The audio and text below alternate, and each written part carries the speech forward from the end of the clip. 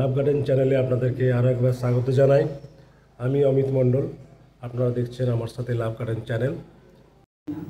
গত ব্লগগুলোতে আপনাদেরকে দেখিয়েছি ঝাড়খণ্ড রাজ্যের হুড্রু জলপ্রপাত এবং জোনা জলপ্রপাত। আজ আমরা যাচ্ছি ইচাক খামার হয়ে পাড্ডি ড্যাম এবং মাঝখানা জলপ্রপাত, ছলছলিয়া জলপ্রপাত এবং মুরুগুমার উদ্দেশ্যে। তো চলুন শুরু করা যাক। আমরা এখন বেরিয়ে পড়েছি অযোধ্যা পাহাড়ের উদ্দেশ্যে। চলুন, পথে যেতে যেতে দেখা হবে।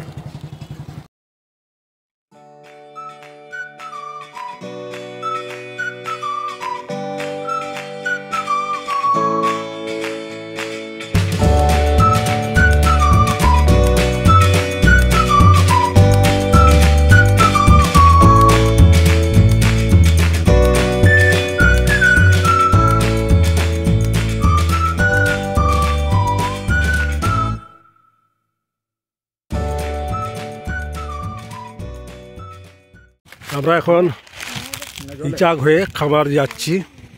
পথেই পলাশ বনটা পড়লো, অজস্র পলাশ ফুটে আছে। একটা পাহাড় আছে, ওইদিকে অনেকগুলো ছোটো ছোটো পাহাড় আছে, আর এটা পলাশের বাগান। চারিদিকে পলাশ বন, লালে লাল হয়ে গেছে, ফুলে ফুলে ভরে গেছে, পুরো আগুন রাঙা ফুল। লালে লালে পলাশ বন, মন হলো আজ উচ্চাটন। তো দেখুন কি অপরূপ সৌন্দর্য, লাল পলাশ, চারিদিকে তার সৌন্দর্য বিকশিত করে ফুটে আছে অজস্র পলাশ।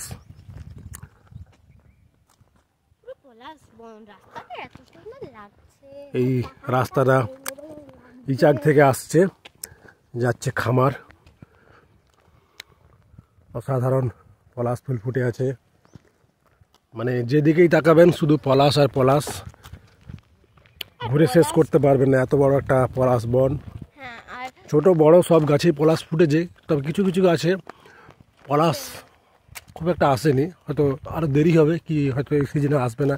মানে শুনেছি যেটা, যে প্রত্যেক বছর প্রত্যেকটা গাছে পলাশ আসে না, মানে পলাশ খুব মুড়িয়ে আছে, মানে খুব সময় ইচ্ছে না হলে সে ফুল দেয় না, এরকমটা শুনেছি। পুরুলিয়ার আমার কিছু বন্ধু আছে, তারাই বলেছে যে সব পলাশ গাছ তার ইচ্ছে হলে ফুল দেয়, ইচ্ছে হলে ফুল দেয় না, মানে খুব মুডি, মানে ভালোবাসাটা তার চাই। দেখুন টাটকা পলাশ ফুল পড়ে আছে। তো একটা অনুরোধ করো, পলাশ কেউ ভাঙবেন না, নিচে অজস্র ফুল পড়ে থাকে, কুড়িয়ে নিতে পারেন। কারণ সবাই যদি আমরা ফুল ভেঙে নিই, ডাল ভেঙে নিই, আমি আপনি এলাম ভেঙে নিলাম, পরের জন যে আসবে সে হয়তো ততটা ভালোভাবে পলাশকে দেখতে পাবে না। তাই বলবো ভাঙবেন না। দেখুন দূর থেকে দেখুন, নিচে পড়ে থাকা পলাশ কুড়িয়ে নিন। টাটকা পলাশ, এই দেখুন, এই গাছ থেকে পড়লো,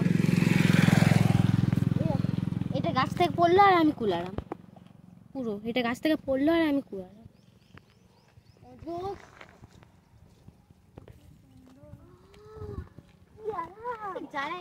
গাড়ি আসছে।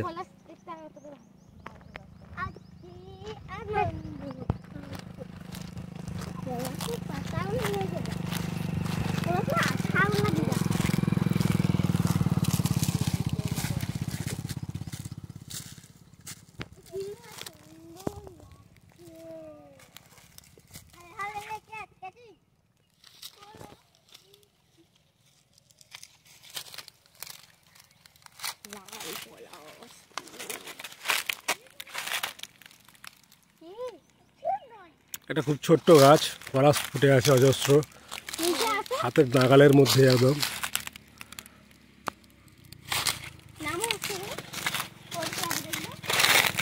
টাটকা পলাশ ফুল গাছেই পড়ে আছে। তো ভিডিওটা নেওয়ার পর আমি কতগুলো স্টিল ছবি তুলব। মধু খাবিস? মধু খা, পলাশের ভাঙ। এইটা এই টাটকা পড়েছে, ফুলটা ভেঙে ভেতর থেকে মধু পাওয়া যায়। অসাধারণ।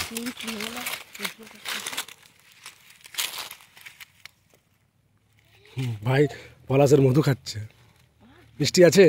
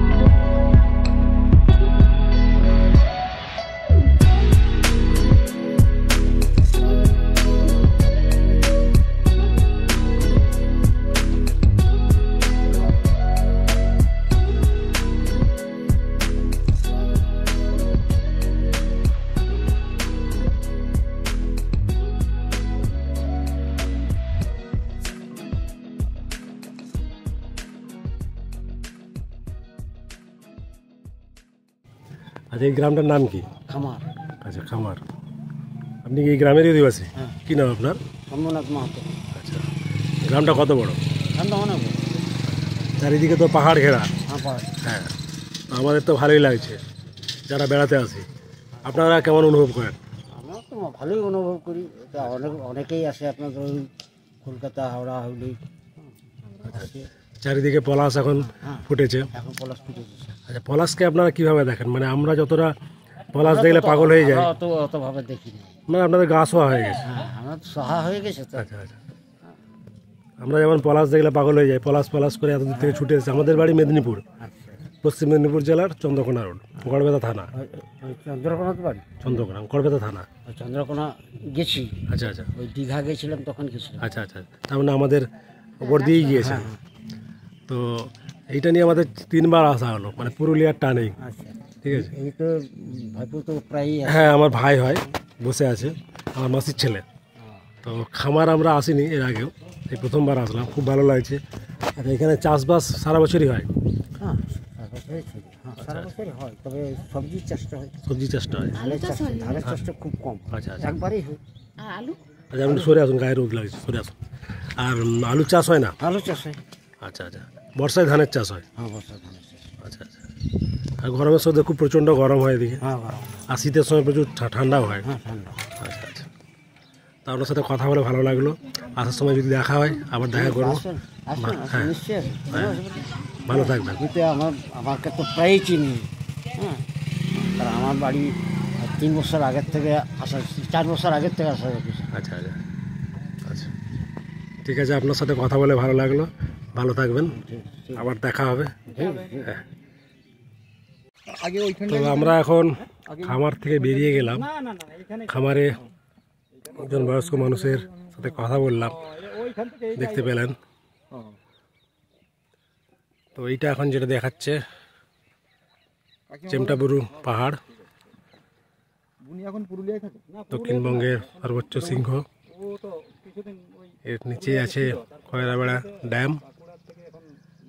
এই পাহাড়টা গতবার এসেছিলাম, দূর থেকে দেখে চিনতে পেরে আমি দাঁড়ালাম এলাকাটা দেখে। তো এইটা একটা ছোট্ট ইট ভাটা, ইট তৈরি করছে শ্রমিকরা। প্রচণ্ড রোদ, ওই দূরে শিমুল গাছ দেখাচ্ছে। পুরো এলাকাটা পাহাড়। আমরা এখন মরুভাষা ড্যামের উদ্দেশ্যে চলেছি। একে পাঁড্ডি ড্যামও বলা হয়। ওই দূরে দেখা যাচ্ছে চেমটাবুরু পাহাড়ের শিখর। তো দেখতে থাকুন আমার সাথে এই ব্লগ। আমরা এগিয়ে চলেছি মরুভাষা ড্যামের উদ্দেশ্যে, সঙ্গে থাকুন।